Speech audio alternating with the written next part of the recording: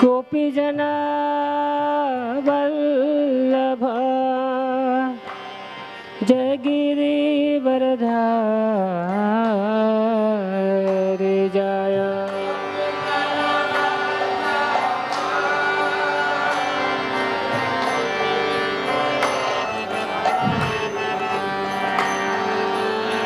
यशोदानंदन ब्रज जनरंजन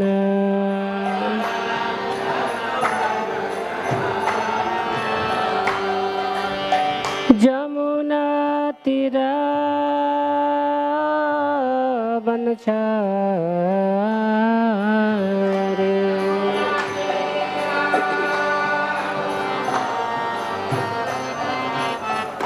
जय जय राधा माधव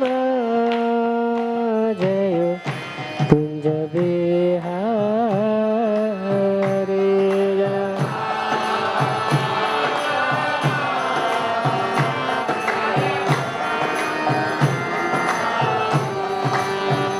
हरे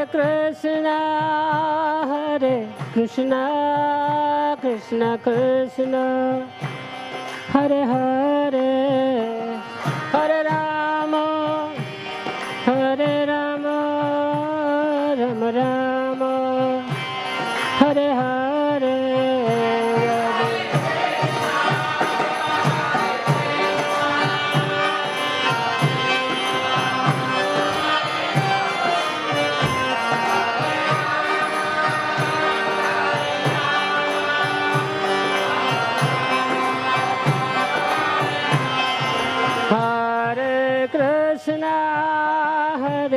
कृष्ण कृष्ण कृष्ण हरे हरे हरे राम राम राम हरे हरे।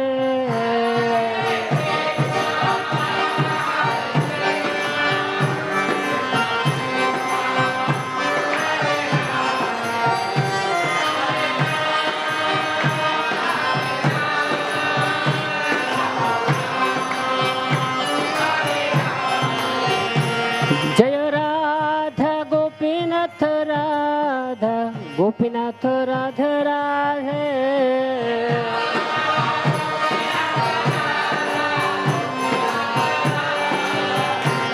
जय जय प्रभुपाद प्रभुपाद प्रभुपाद जय प्रभुपाद।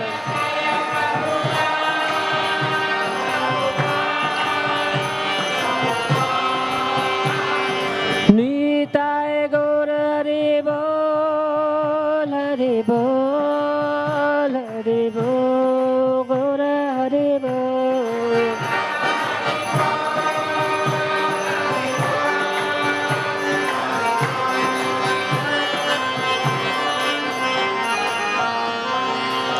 जय ओम विष्णुपाद परमहंस परिव्राजकाचार्य अष्टोत्तर शत श्रीमद् डिवाइन ग्रेस ऐसी भक्ति वेदांत स्वामी श्रील प्रभुपाद की जय।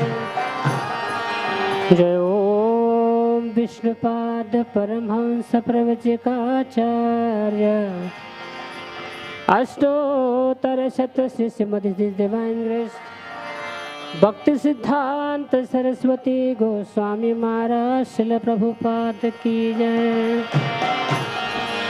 अनंत कोटि वैष्णव वृंद की जय। नामाचार्य श्रील हरिदास ठाकुर की जय। प्रेम से कहो श्री कृष्ण चैतन्य प्रभु नित्यानंद श्री अद्वैत गदाधर श्रीवासदि गौर भक्त वृंद की जय। श्री श्री राधा कृष्ण गोप गोपीनाथ श्याम कुंड राधा कुंड गिरी गोवर्धन की जय। ब्रजभूमि श्री वृंदावन धाम की जय। नवद्वीप मायापुर धाम की जय। पुरुषोत्तम क्षेत्र श्री जगन्नाथपुरी धाम की जय। गंगा मैया जमुना मैया की जय। भक्ति देवी श्री तुलसी महारानी की जय। हरे कृष्णा कृष्ण कृष्ण हरे हरे, हरे राम राम राम हरे हरे।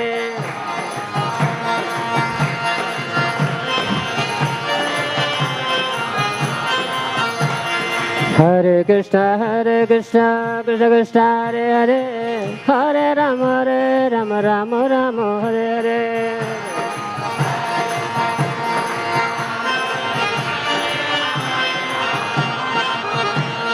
हरे कृष्णा कृष्ण कृष्ण हरे हरे, हरे राम राम हरे हरे।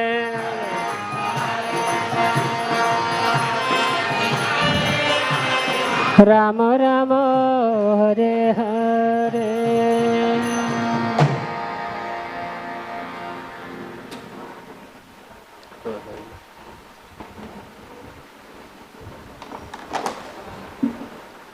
ओम ज्ञानतिमिरन्दस्य ज्ञानाञ्जनशलाकया चक्षुरुन्मिलितं येन तस्मै श्रीगुरवे नमः। नमो ओं विष्णुपादाय कृष्णपृष्ठाय भूतले श्रीमते भक्तिवेदांत स्वामी नामिने। नमस्ते सरस्वती देवी गौरवाणी प्रचारिणे, निर्विशेष शून्यवादी पाश्चात्य देशधारिणे। श्री कृष्ण चैतन्य प्रभु नित्यानंद श्री अद्वैत गदाधर शिवासदि गौर भक्त वृंद। हरे कृष्ण कृष्ण कृष्ण हरे हरे, हरे राम राम राम हरे हरे। हरे कृष्ण।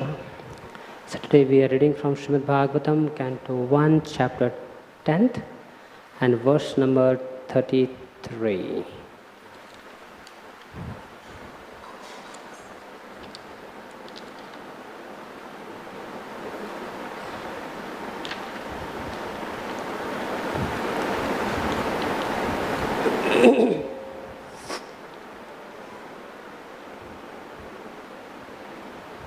अथ दुरागतान् शौरी कौरवान् विरहातुरान् सन्निवर्त्य दृढं स्निग्धान् प्रायत्स्वनगरीं प्रयः। अथ दुरागतां शूरी अथ दुरागतान् शूरिः कौरवान् विरहातुरान् सन्निवर्त्य दृढं स्निग्धान् प्रायत्स्वनगरीं प्रियः।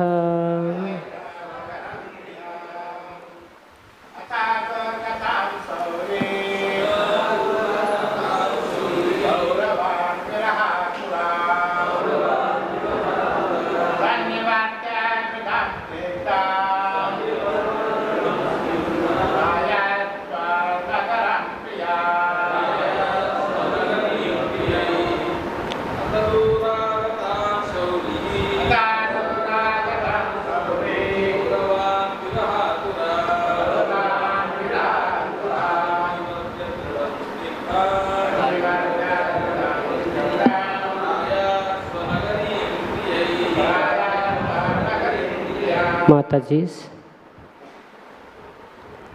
translation purport by His Divine Grace A.C. Bhaktivedanta Swami Maharaj Srila Prabhupada. Translation.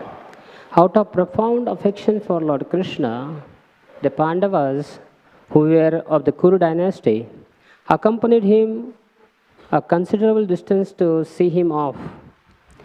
They were overwhelmed with the thought of future separation.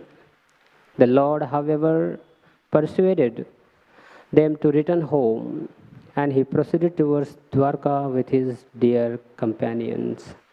So this sloka has no purports. So we'll read the translation and purport of the text number 34 and 35. Translation. O Shaunaka, the Lord then proceeded towards Kuru Jangala, Panchala, Shurasena, the land on the bank of the river Jamuna, Brahmavarta, Kurukshetra, Matsya, Sarasvata, the province of the desert, and the land of scanty water. After crossing these provinces, he gradually reached the Sauvira and Abhira provinces. Then he, west of these, reached Dwarka at last. Purport.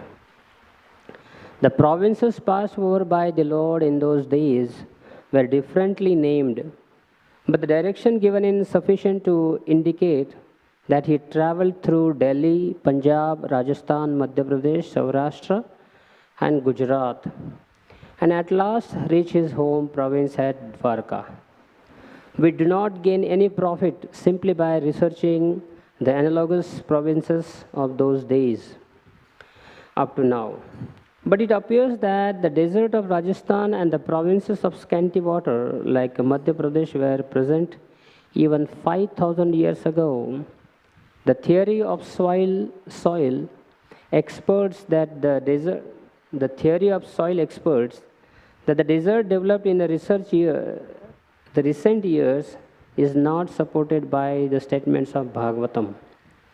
We may leave the matter for expert geologists to research, because the changing universes that the Lord has now reached his own province. Dwarka Dham from the Kuru provinces.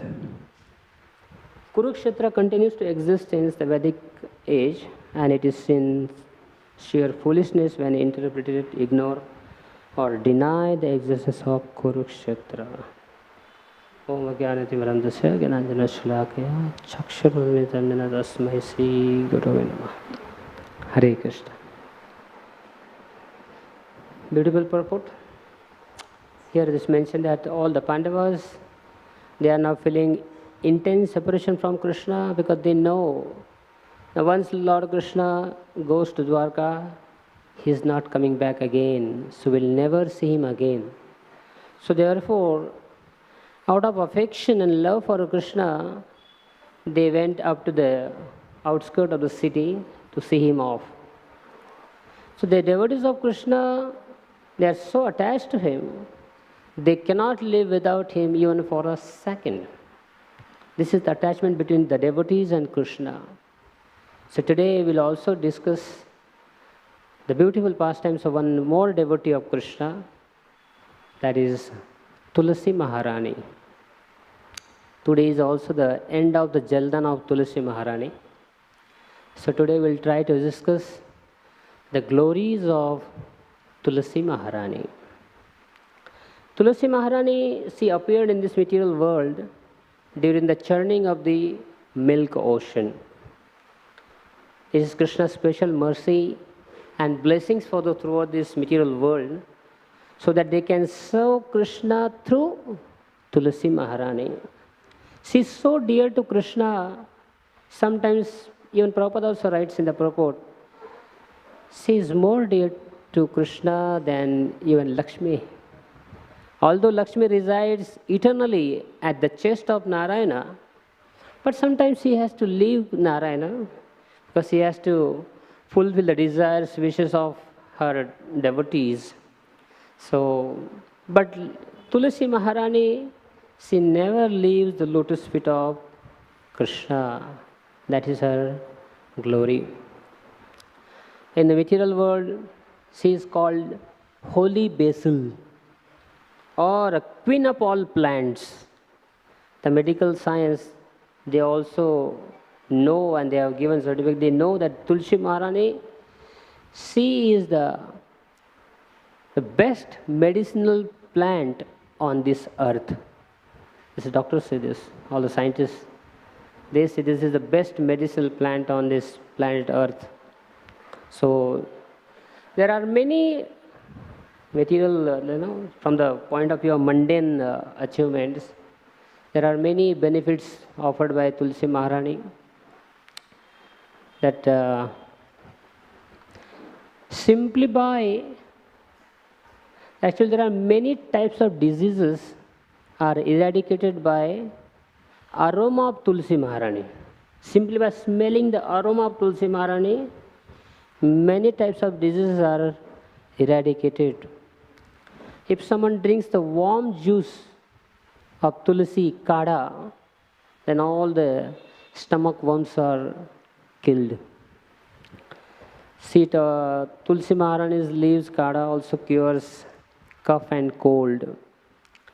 Tulsi leaves contain anti-stress qualities, antibacterial, antifungal, antiviral, and it also enhances the digestion system.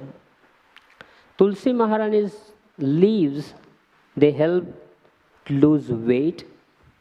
It also helps in detoxification of our body, and it also boosts our immunity. So there are hundreds of material benefits for this body. So we don't have so much time to mention everything here.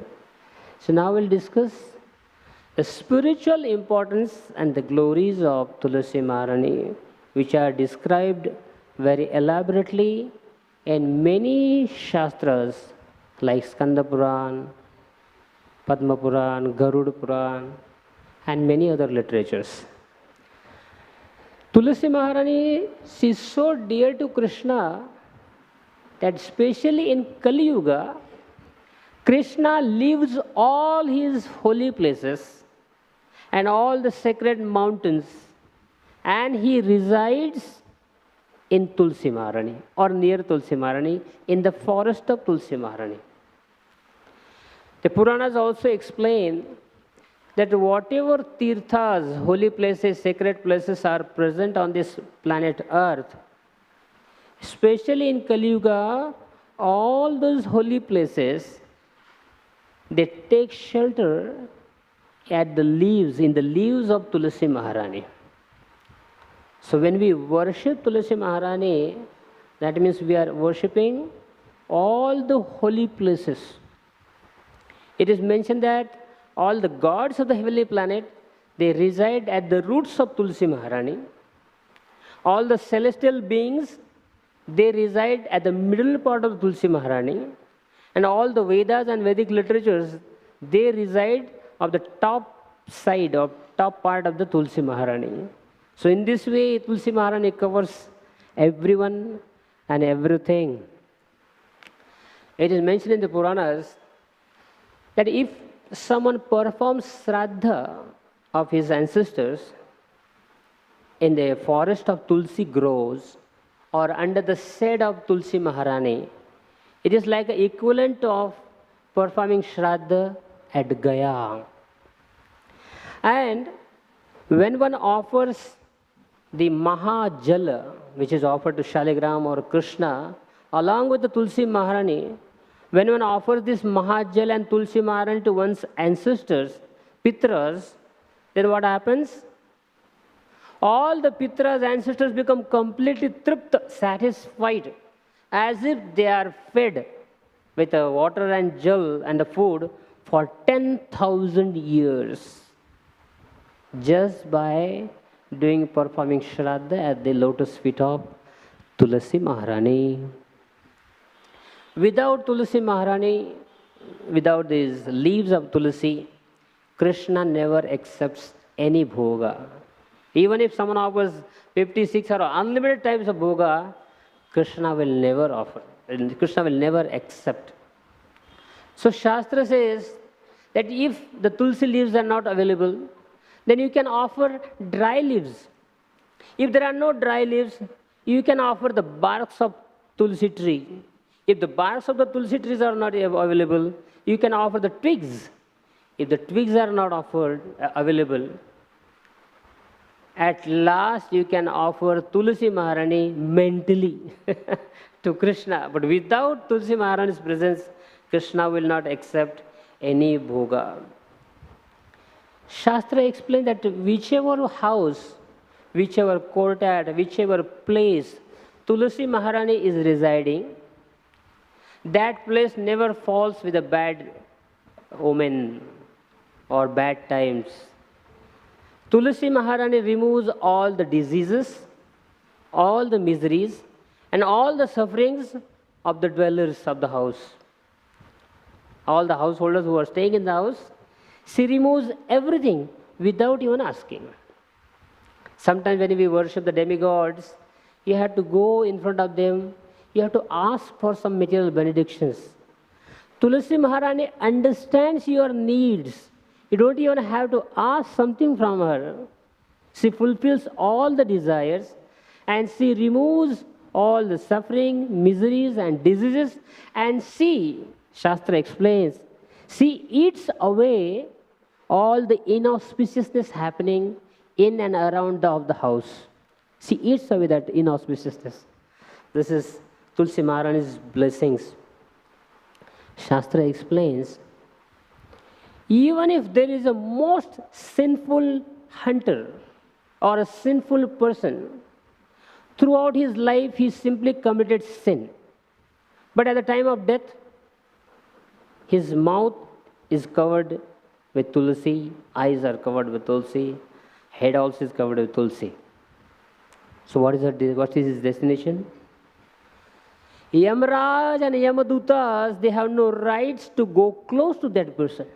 Shastra explains this. Now sometimes someone may say, this is too much.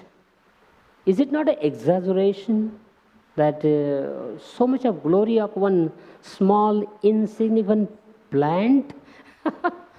So Shastra explains, no.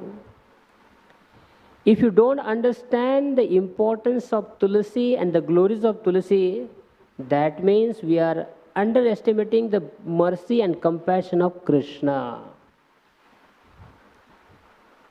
If you see, all the 8,400,000 species of life, except human being, all other species, there is no scope for self-realization, God consciousness, or a liberation or a salvation. Only in the human body one can even try to understand who God is. So therefore Krishna knows during all these other species, I cannot do any help. I cannot help these animals, birds, reptiles. But now at least in human body, I will try my best to help them, to bring them close to me. Therefore Krishna goes to any extent to offer his help to the living entity. Therefore, just like all the gods in the heavenly planet, they can be described by one word. Like Indra, if you want to describe who is Indra or what is Indra, then Indra means prowess, power.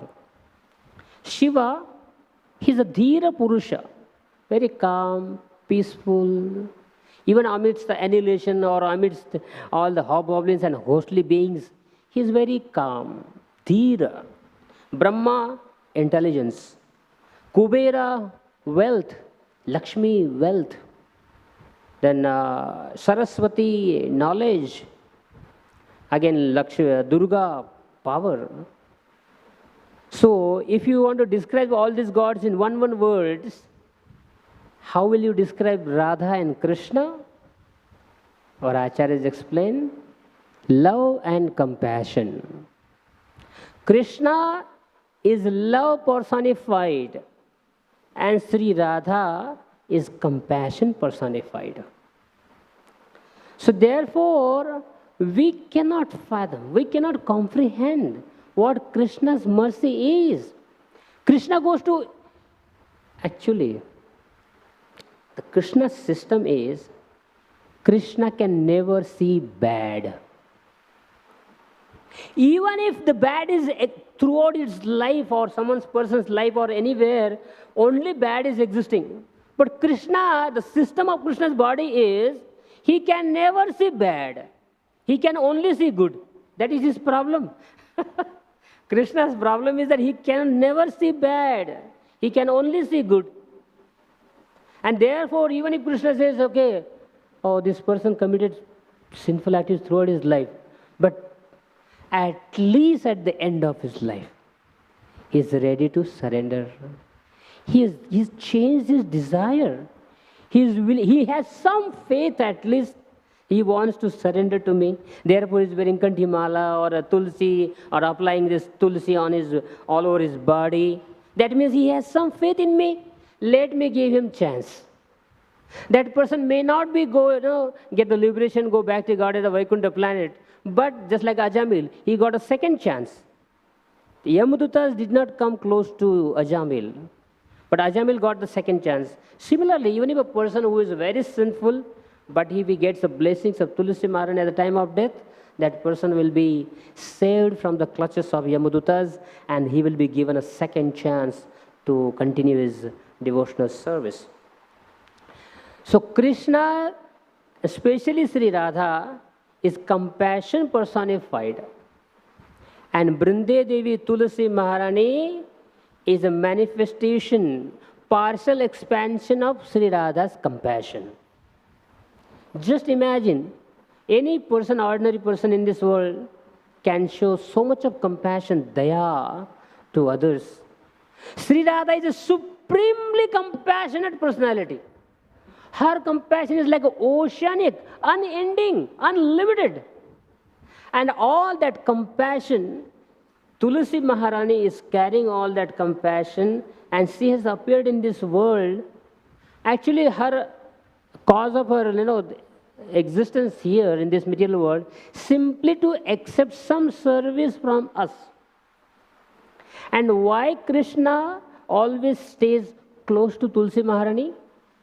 Krishna is hoping that at least perhaps someone may come and offer some unbroken Tulsi to me.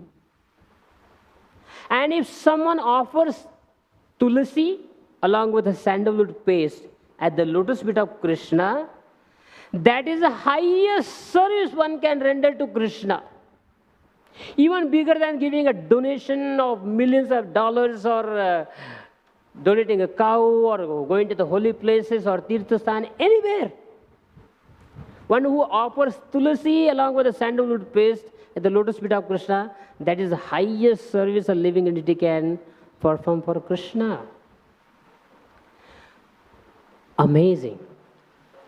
Krishna's compassion potency, especially Sri Radha, she has 5 branches. She has 5 agents. She has 5 associates, Parshad. And who are they? The first is pure devotees of Sri Radha. Second is Krishna Prasad. Third is holy places like Vrindavan, Mathura, Jagannath Puri. The fourth is holy name. And fifth is Tulsi Maharani. Now please listen. These 5 Parshad of Sri Radha, they are illogically compassionate towards living entities. There is no end of compassion of these 5 personalities. Sometimes even Shastras, like Puranas, Vedas, and Upanishads, they also take objection against these 5 elements, the 5 personalities. They say, you cannot do this. This person is so sinful. He actually destined to go to the Emeraj, abode of Emeraj. But Tulsi Maharani, simply by your touch, this person is freed from the clutches of Yamadutas. And Prasad, and the holy place, and holy name, and the devotees.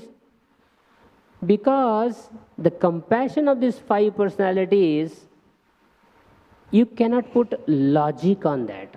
If you go according to scriptures and Shastra, although Shastra take the objection against these 5 personalities, but these 5 personalities, they don't care. This is Sri Radha's causeless mercy.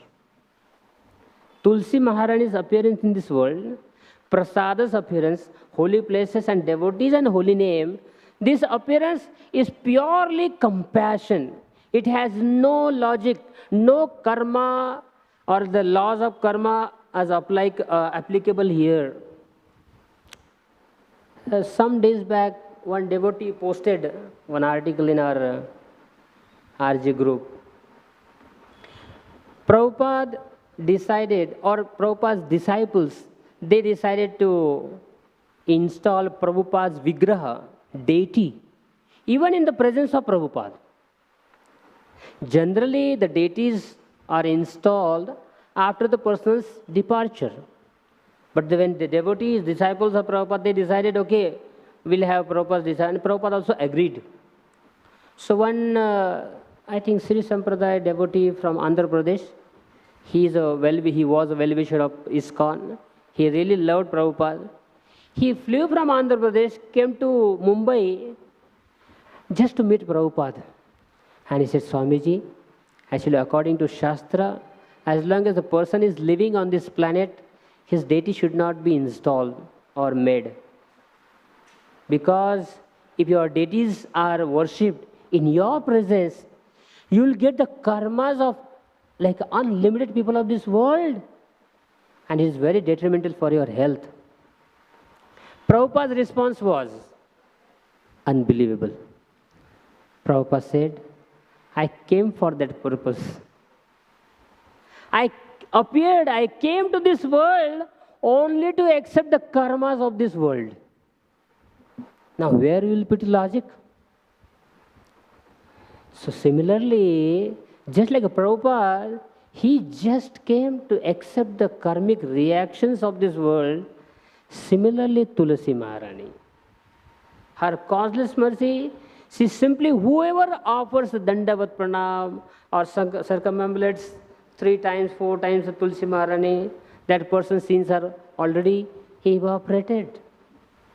This is the glory of Tulsi Maharani.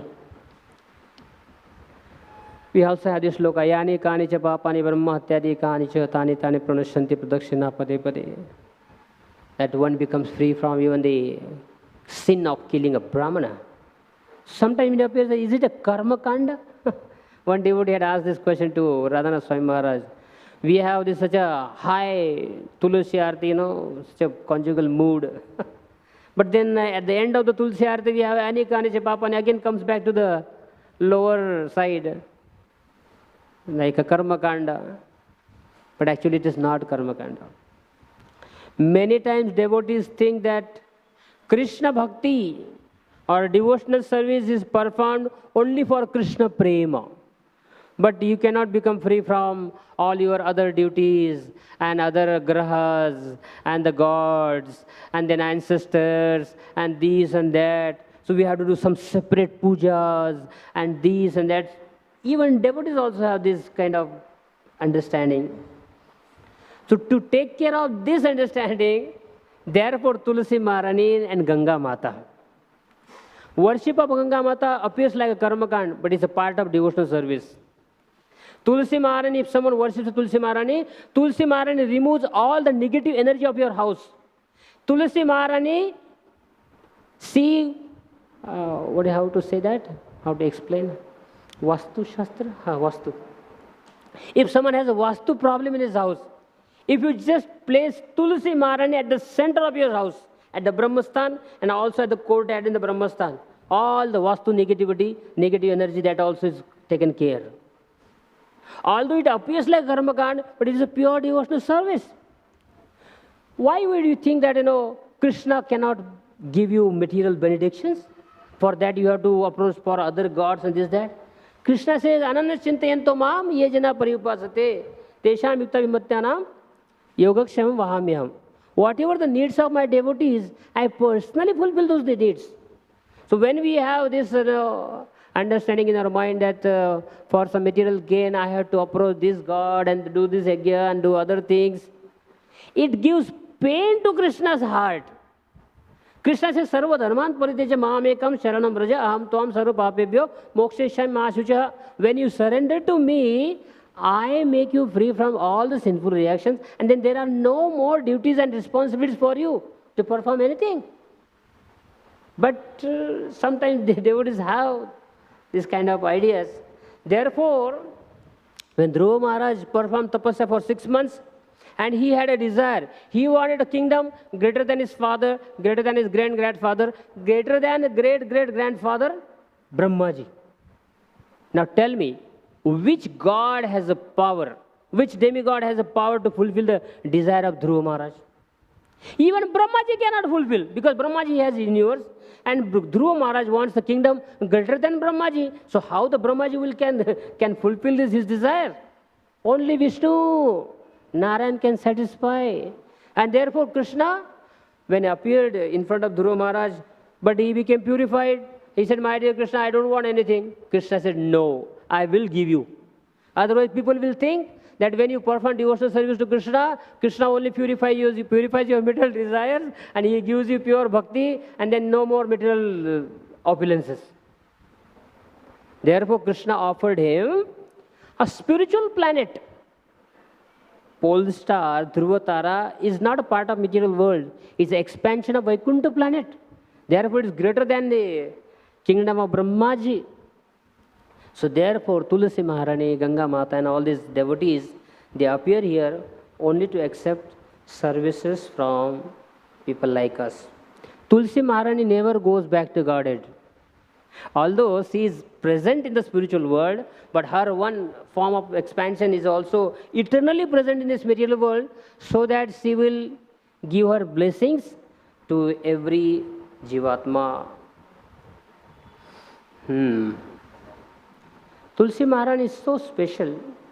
One of our Acharya writes, when we wear Kanthi Mala very close to our neck, throat, while taking bath, when the water touches to this Tulsi Kanthi Mala, that water becomes the holy tirtha of all it becomes a tirtha, jal of all the holy places. Even while taking bath, just when you pour water on your head and it touches the Tulsi Maharani, it is like you are taking bath in all the holy places. That is the glory of Tulsi Maharani. And why she appears in such a simple form?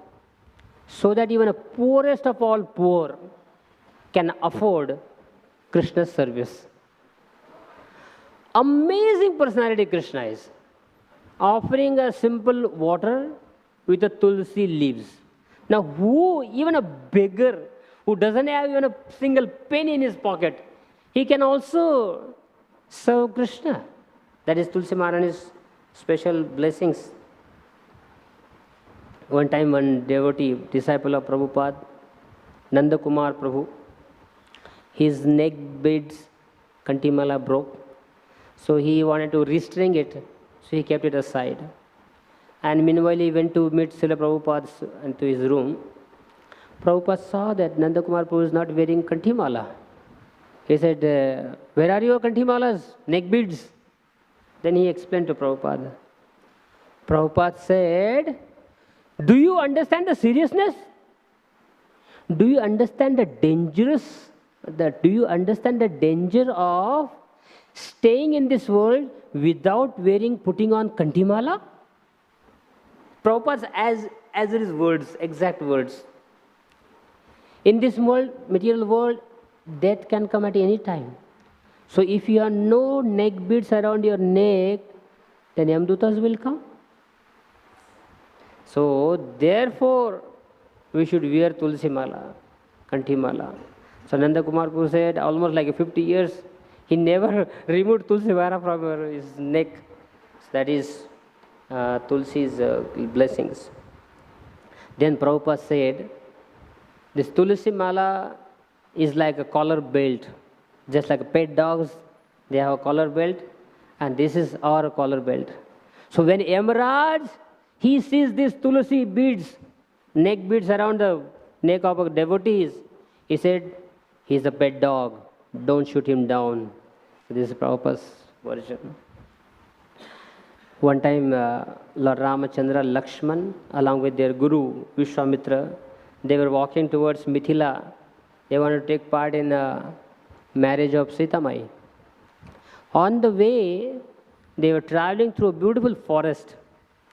But at one particular place, they saw, although it was a part of the forest, but it has become like a desert. All the trees had become dried up, all the grasses dried up, all the birds and the animals, they fled away. No one was staying over there. And it was Gautam Rishi's ashram. Gautam Rishi also was not there. But Gautam Rishi had cursed his wife Ahalya to become a stone. Now, but Lord Ramachandra, Lakshman and Vishwamitra, they went to that ashram. Afterwards, Vishwamitra Muni, he observed on that stone that Ahalya had become transformed as the stone. On the top of the stone, there was a beautiful green, luscious Tulsi Maharani blossoming. There were no trees, no bushes, no grass, no birds, no animals. But there was only one single plant, Tulsi plant. And then Vishwamitra Muni writes, this is because of the pure blessings of Tulsi Maharani, Lord Ram was dragged towards this stone. Otherwise, there was no scope for Ahalya Mata's deliverance. Because there was a Tulsi plant and it became some cause for Lord Ramchandra to come to this ashram. So Tulsi Maharani, she is so dear to Krishna. Chaitanya Charitamrita explains, Narad Muni, he went to one forest and he met one hunter, Mrigari.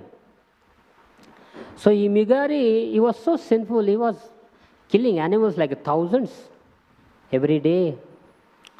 So Narad Muni went and he started preaching to him.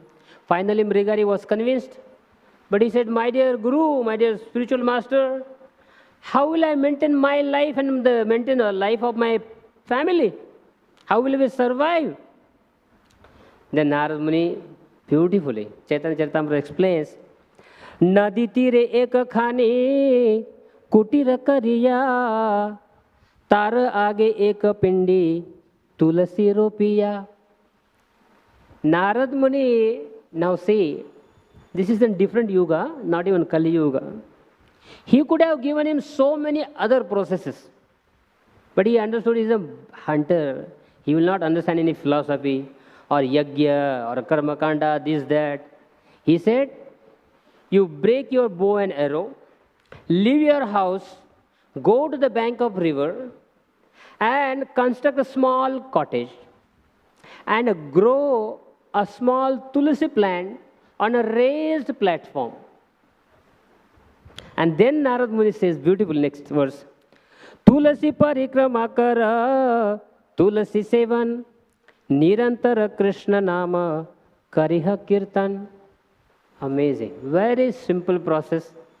Now, after growing the tulsi on a raised platform, you simply do circumambulation, parikrama of the Tulsi Maharani, water the Tulsi Maharani, offer obeisances to Tulsi Maharani, and sit next to Tulsi Maharani and chant Hare Krishna mantra continuously.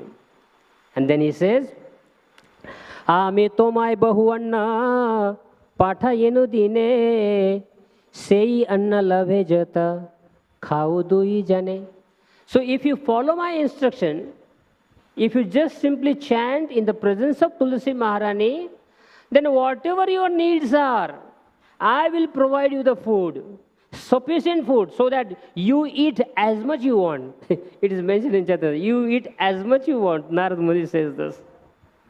And it happened.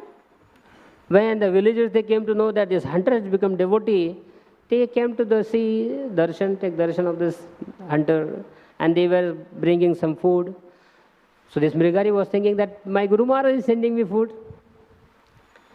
So Narad Muni gave him such a beautiful and such a simple process. By chanting Hare Krishna mantra in front of Tulsi Maharani, he became free from all the sinful reactions. Not only becoming free from sinful reactions. See, sinful reaction, you can become free from sinful reaction by any other means. Tulsi Maharani not only frees you from sinful reactions, it also offers you Krishna Prema. This is the special benediction of Tulsi Maharani. All the other karma kanda process, they will only make you free from sinful reactions. But Tulsi Maharani offers Krishna Prema. Haridas Thakur, when he was at Benapol, and one prostitute, she wanted to disturb Haridas Thakur. So Haridas Thakur felt compassionate towards her. And then, after 3 days, she became a devotee.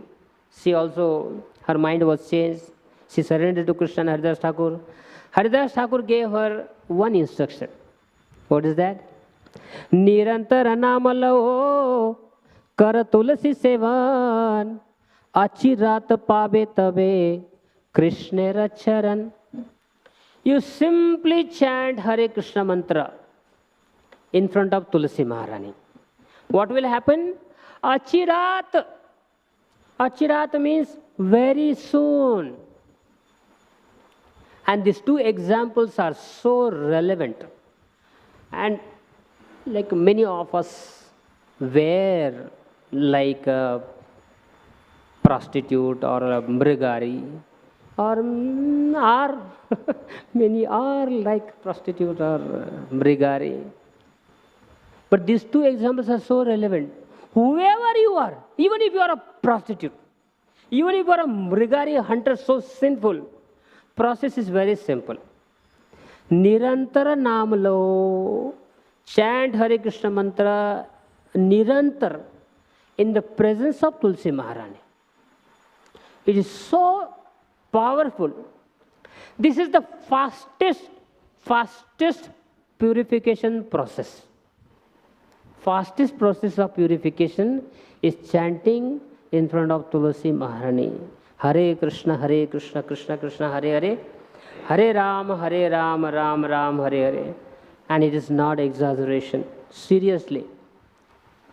Just like when you see the devotees early in the morning, Brahma Muhurta period, they are all sitting in the circles. They are all chanting Hare Krishna mantra. It is like exactly like in a Satya Yuga or Treta Yuga, all the sages are sitting around the Yajna Kunda and performing Yajna. Actually, seriously, it's not different. In Kali Yuga, when the devotees are sitting in a circle and Tulsi Maharaj is in the center, it is like you are performing Rajasuya Yajna in this Kali Yuga. Even if you are at home, not even in the temple, if some Grahastha families, they are husband, wife, children, they are sitting at home, but just keep Tulsi Maharaj in the center. Every day you are performing Rajasuya Yajna according to Shastra. You will get more benefits, more blessings than performing your Rajasuya Yajna. This is Tulsi Maharani's special blessings. Or Acharya writes, just like a baby, small baby child, when passes stool or urine, cannot cleanse its body itself. It needs mother's help. But mother is so compassionate. She knows the child is very contaminated. All over his body, his back is filled with stool and urine. But still mother every time cleanses the body of a child and then nicely decorates the child, put on nice clothes and decorates the body of a child. And then afterwards everyone sees the child, oh, such a beautiful, cute baby, isn't it? Everyone wants to hug that baby, put it in their arms. But when the baby is, all over body, stool is there, nobody wants to take the baby, right? That is mother's duty, mother's compassion for the child. She cleanses the body of a child and decorates her body. Similarly, in this age of Kali, all the living entities, they are like a contaminated jivas, small babies. All over their body there is a stool and urine. Tulsi Maharani cleanses those bodies, purifies them from all the sinful reactions, and she qualifies all the devotees. She qualifies every living entity so that Krishna will embrace them. Krishna will embrace them. Such a mercy of Sri Tulsi Maharani.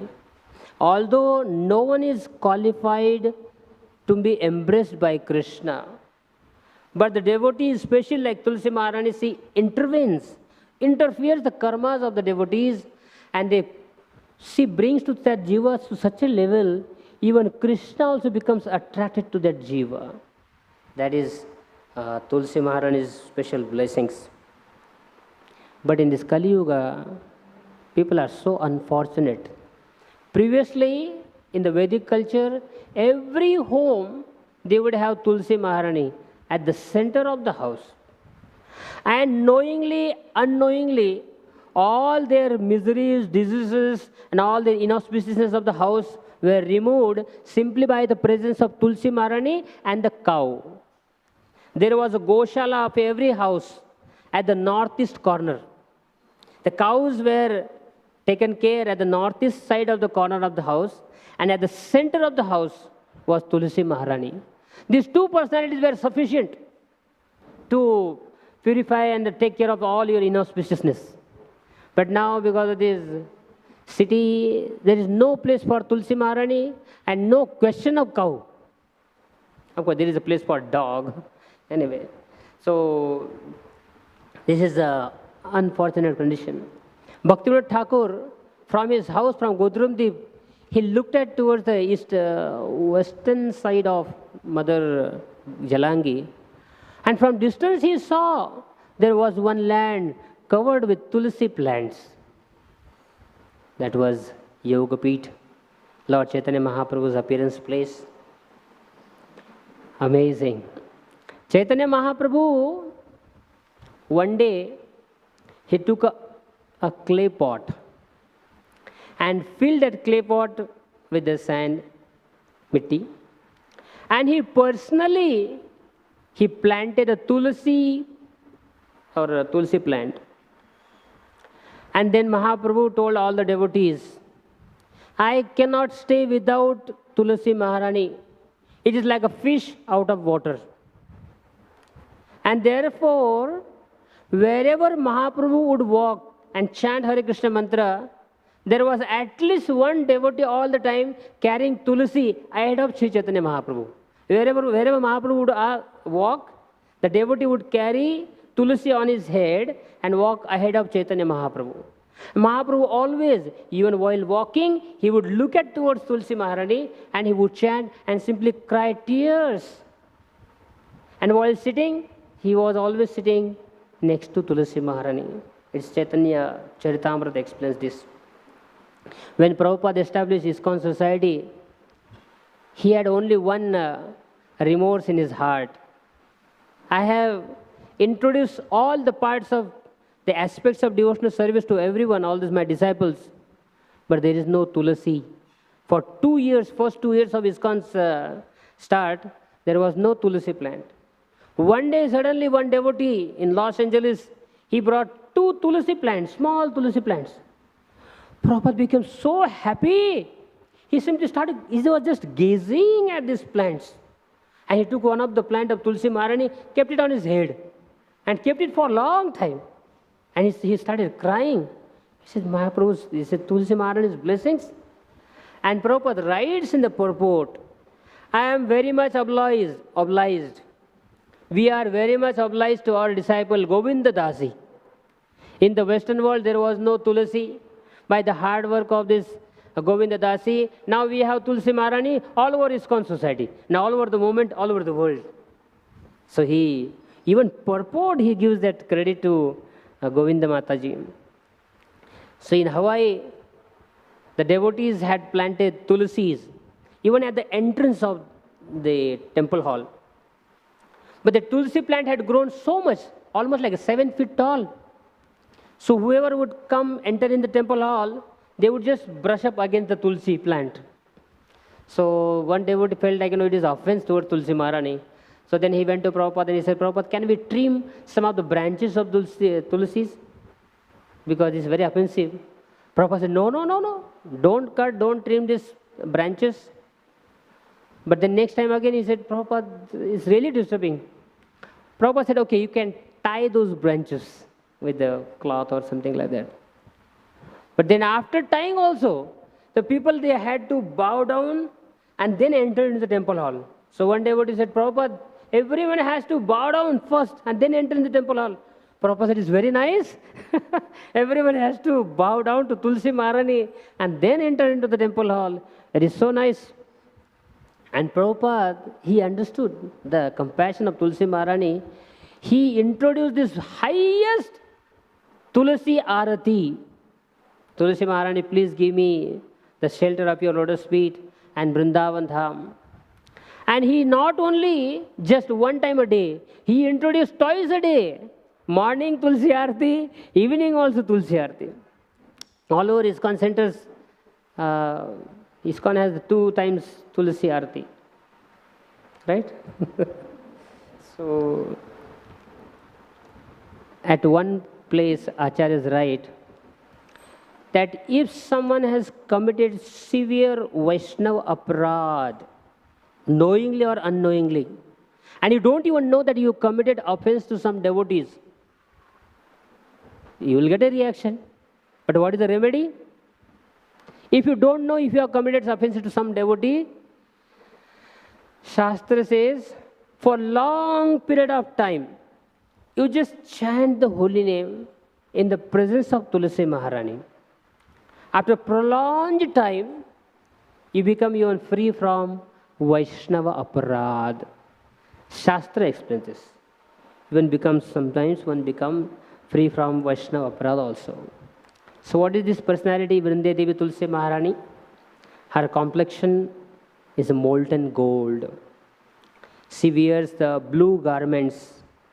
And her services are like a most important services in Vrindavan Dham. With her right hand, she blesses all the devotees. And in her left hand, she has her pet parrot, Daksha, who has thousands of followers. And she only arranges actually where Krishna and Radha can meet, where what are the songs will be sung, how the decoration will be done in the kunjas. All these services are decided and performed by Tulsi Maharani Vrinde Devi. So Krishna, he is always anxious to meet Sri Radha. In Vrindavan Dham, it is not, 5 minutes back we met. तो ठीक है ना, अभी क्या फिर से हो गया ना अभी. In Vrindavan Dham, Sri Radha and Krishna, they meet each other, and next moment again that desire of hankering to meet each other intensifies more. We cannot even imagine this.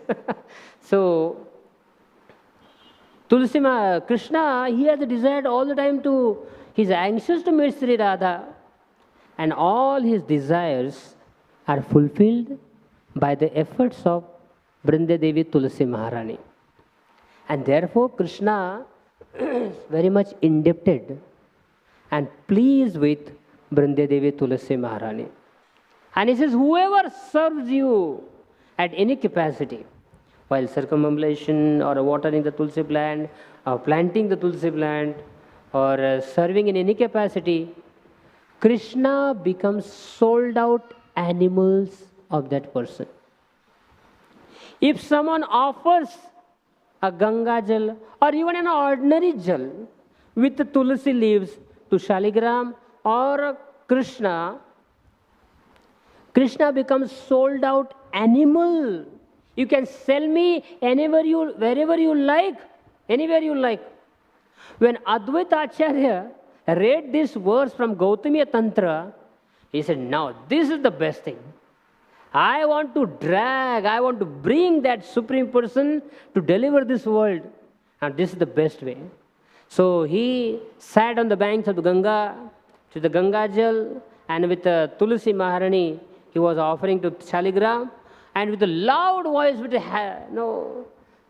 craving of this heart, he was loudly chanting the holy name, Hare Krishna, Krishna Krishna, Hare Hare, Hare Rama, Rama Rama, Hare Hare. So in this way, simply because of Advaita Acharya's calling, he was offering Tulsi leaves and Gangajal to Krishna. Mahaprabhu had to appear. So similarly, when we offer Tulsi leaves, Tulsi seva to Krishna, Krishna becomes very pleased. Tulsi Maharani, very beautiful point. Tulsi Maharani is the installed deity. Like in any temple, first we have the statues made up of marbles. Then the devotees, pure devotees, they perform yajna, like Radha Prabhu and others. And then after performing yajna, so many mantras. And after 3-4 days of that process, then the statue becomes a deity. Krishna appears, right? But Tulsi Maharani, that plant, she is an installed deity. There is no need of installation. Just like here we have installed deity. Tulsi Maharani is an installed deity. Sometimes, unfortunately, at our house, some congregation devotees or anyone, they give so much of importance to the deities in the altar. Any deities, Laddu Gopal or any deities, they are so careful about the garlands and the flowers and the dresses and the crown. But sometimes the Tulsi Maharani is neglected. There are cobwebs around the Tulsi Maharani, and the twigs are dried up, the leaves are dried up, there is no water. Actually, Acharya says, Tulsi Maharani has come only for us, so that we can offer service. So she is an installed deity. Actually, her presence, her glory, her importance is more than any other home standard deities. I am not saying the installed deities. Her importance is more than the home standard deities. Therefore, simply by taking care of the Tulsi plant, she will take care of her whole family. So last one pastime I'll narrate, and then it's already 9:20. There are so many things to say. Okay, one beautiful pastime. So Krishna, he became related to Sri Radha as Tulsi Maharani. And when Sri Radha saw that Sri Tulsi Maharani always busy serving Sri Radha and Krishna, making so many arrangements all the time, so she also wanted to reciprocate with Tulsi Maharani. So how to reciprocate with her? So she made a plan. All the Sakhis and the Gopis, they brought a big throne. And somehow or other they brought Tulsi Maharani Vrinde Devi and made her sit on the throne. She didn't even suspect what is happening. And then Vishaka Devi, she brought Krishna. And then they made Krishna sat next to Vrinde Devi. Lalita Devi became the head priest. And they started performing the marriage ceremony. All the mantras and the rituals they started doing. And Sri Radha and all the Sakhis, they performed marriage ceremony of Tulsi Maharani with Krishna, Vrinde Devi with Krishna. This is the most authentic story of Krishna getting married to Tulsi Maharani. You may say we have read so many other scriptures, but actually it may be true, but there are so many cursing and counter cursing and this and that. Actually it doesn't fit in our mood. If you see the Gaudiya mood, you will never find this. So better to just stick to Gaudiya Sampradaya literatures and our Acharya's mood. So our story, Krishna getting married to Tulsi or Vrinde Devi, is this story. Rupa Goswami writes this. So, and Sanatana Goswami, last one point. Sanatana Goswami says, is it not a, someone may say that, is it not a cheating? Is it not a childish? That if someone says, I will go on committing sinful activities throughout my life, but there is one hope. Tulsi Maharani is very merciful. At the time of death, I will cover my whole body with the tulsis, leaves and the malas and everywhere. And then I'll become free from all the sinful activities and then sinful reactions, and there will no Yamadutas can approach me. This is cheating to God. Throughout your life, you just commit sinful activities, and at the time of death, you simply put on tulsi in your mouth. Is it not a cheating? So generally our answer is like, no, you cannot cheat God. If you are not studied throughout the year, you cannot give exam. Even if you cannot even copy at the last moment. But actually it's not true. Sanatana Goswami ji says that Krishna will give blessing to the jiva. Even if the person has committed sinful activities throughout his life, only sin, only sin, only sin. But at the last moment, he takes some tulsi jal, tulsi leaves, and chants God's name.